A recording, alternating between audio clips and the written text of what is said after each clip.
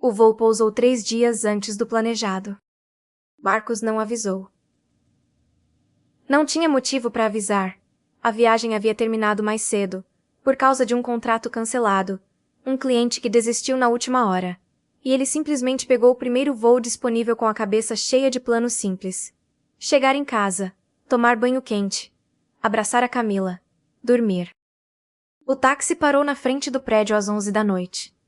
Ele subiu as escadas em vez de esperar o elevador, porque estava ansioso e cansado ao mesmo tempo, aquela mistura estranha que longas viagens de trabalho produzem no corpo de um homem de 40 anos que só quer voltar para sua vida. A porta estava destravada. Ele percebeu isso quando a chave girou fácil demais. Camila sempre trancava tudo 2 vezes. Era quase um ritual. Uma mania de segurança que ele às vezes achava exagerada, mas nunca reclamou. Porta destravada. Estranho. Marcos entrou em silêncio. O corredor estava escuro.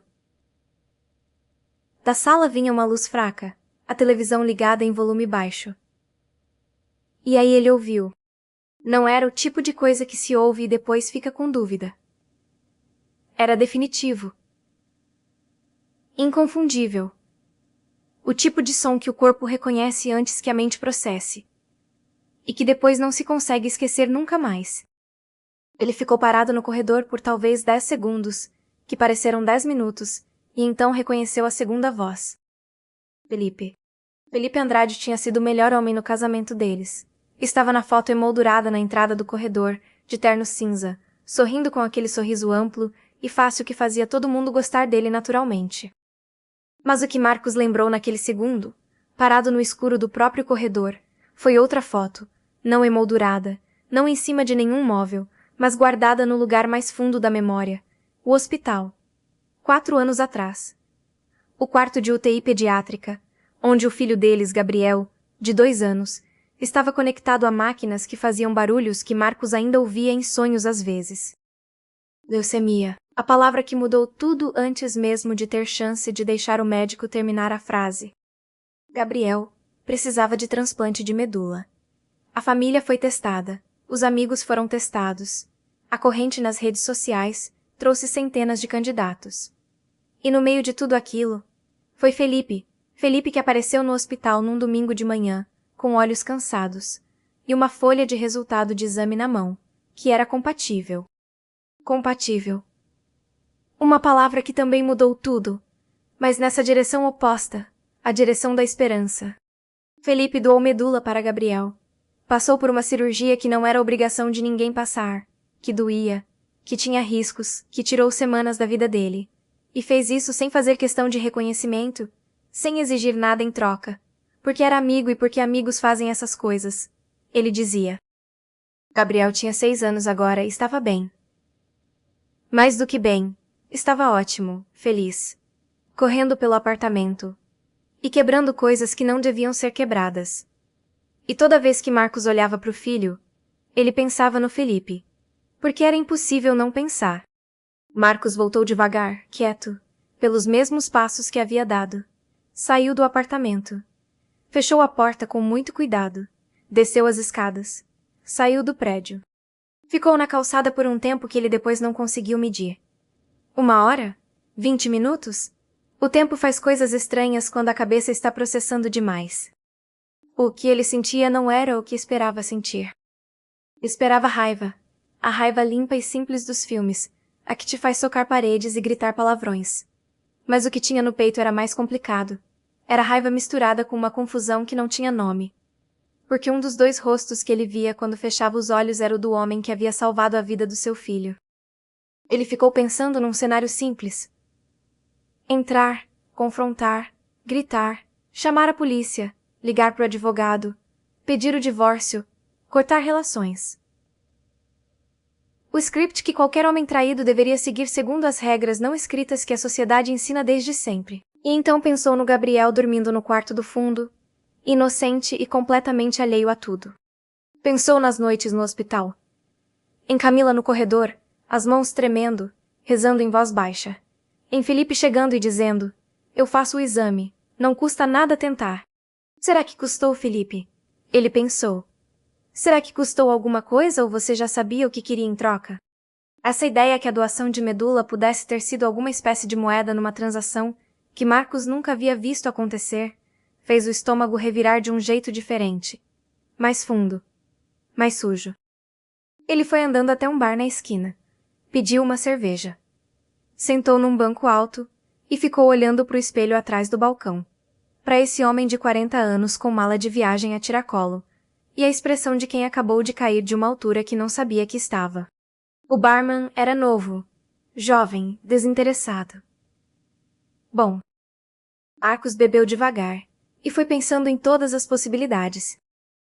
Podia confrontar os dois, entrar naquele apartamento, ligar a luz e ver as expressões nos rostos deles no momento exato em que fossem descobertos. Havia uma parte dele que queria isso, não a parte mais raivosa, mas a parte mais ferida, a que queria que eles vissem que ele havia visto, que não havia como fingir que nada aconteceu, que a conta viria. Podia fingir. Dar uma volta longa. Voltar mais tarde. Fazer barulho na entrada para dar tempo. Entrar como se nada fosse. E nunca dizer nada. Guardar aquilo dentro. Construir uma vida em cima de um segredo. Ver Felipe nas festas de aniversário do Gabriel. E apertar a mão dele, e sorrir a sorrir. E sorrir até a cara rachar por dentro. Ou podia fazer algo que não estava no script. Às 2 da manhã, Marcos voltou para o apartamento. Fez barulho na porta. Ouviu movimento lá dentro, apressado, nervoso. Esperou o suficiente e entrou. A sala estava arrumada demais. Esse tipo de arrumação que acontece em 15 minutos de pânico. Camila estava sentada no sofá, com uma xícara de chá, que claramente havia sido preparada às pressas. Felipe estava na cadeira do lado. Os dois olhando para ele com expressões que tentavam parecer naturais e erravam por milímetros. Marcos. Camila se levantou. Que surpresa! Você não avisou. O contrato caiu, ele disse. Simples. Felipe levantou também. Cara, que azar. Mas que bom que você chegou. Eu vim devolver aquela furadeira que tinha pedido emprestado. Marcos olhou para ele. Por um momento longo. E Felipe sustentou o olhar por exatamente 2 segundos antes de baixar os olhos. Marcos foi até a cozinha, abriu a geladeira, pegou uma água. Voltou. Fica aí um pouco, Felipe disse ele, sentando no sofá. Quero contar como foi a viagem. Camila e Felipe se olharam por uma fração de segundo que Marcos fingiu não ver. Claro, disse Felipe, assentando, com a voz um pouquinho mais rouca do que o normal. Eles ficaram ali por 40 minutos. Marcos contou a viagem, fez perguntas sobre o Gabriel. Perguntou sobre o trabalho do Felipe. Tomou água. Foi completamente normal. Quando Felipe foi embora, Camila ficou na porta por mais tempo do que o necessário. Marcos viu isso do corredor. Depois ela fechou a porta e se virou, e havia na expressão dela uma mistura de alívio, e algo que parecia quase decepção, como se ela estivesse esperando o confronto, e o silêncio fosse mais difícil de aguentar. Você está bem? Ela perguntou. Estou cansado, ele disse. Vou dormir. Marcos. Camila. Ele a olhou. Vou dormir. No dia seguinte, ele marcou uma consulta com um advogado. Não para pedir divórcio, ainda não. Para entender as suas opções. Para saber o que era dele, o que eram direitos, o que eram deveres. O que acontecia com uma criança de 6 anos quando uma família desmorona. Na semana seguinte, ele conversou com Camila, sem gritar, sem os nomes que fazem barulho mas não resolvem nada. Uma conversa de adultos cansados que perceberam tarde demais que haviam parado de falar de verdade muito antes de qualquer outra coisa acontecer. E foi nessa conversa que Camila contou algo que Marcos não sabia. Que ela havia tentado terminar com Felipe 3 vezes. Que ele não aceitava. Que havia mensagens, ameaças veladas de que ele podia contar certas coisas pro Marcos se ela não continuasse. Que coisas? Marcos perguntou. Camila demorou. Que eu fui contra a doação de medula no começo. Que eu disse para ele que não valia a pena ele passar por isso. Ela fechou os olhos. Eu estava com tanto medo de perder o Gabriel que estava com medo de tudo. inclusive de esperança. Mas eu disse aquilo, Marcos, e ele guardou. E depois usou. Não havia script para aquilo. Não havia a resposta certa, o movimento correto, a decisão que satisfaria todas as partes e deixaria todo mundo com a consciência limpa.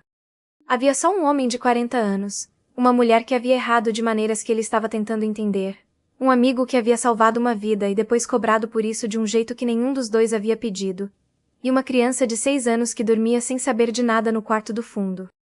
O que Marcos escolheu fazer, e isso foi o que surpreendeu todo mundo que conhecia a história, foi ligar para Felipe. Não para xingar. Não para ameaçar. Para dizer uma coisa só. Eu sei de tudo. Sobre você e a Camila. Sobre as ameaças. Sobre tudo.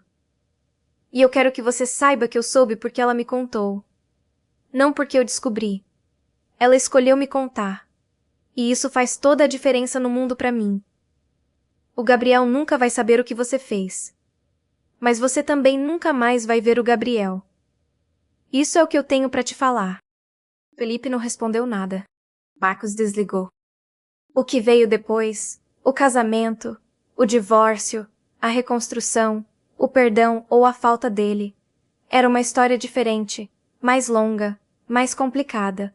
Uma que talvez nem tivesse fim certo. Mas aquela ligação. Aquela escolha. Aquele momento em que um homem decidiu que a vida do filho valia mais do que a raiva, que a dignidade valia mais do que o confronto, que certas batalhas não precisam de sangue para serem vencidas. Esse foi o momento que definiu quem Marcos era. E, de certa forma, esse foi o final. O único final que importava.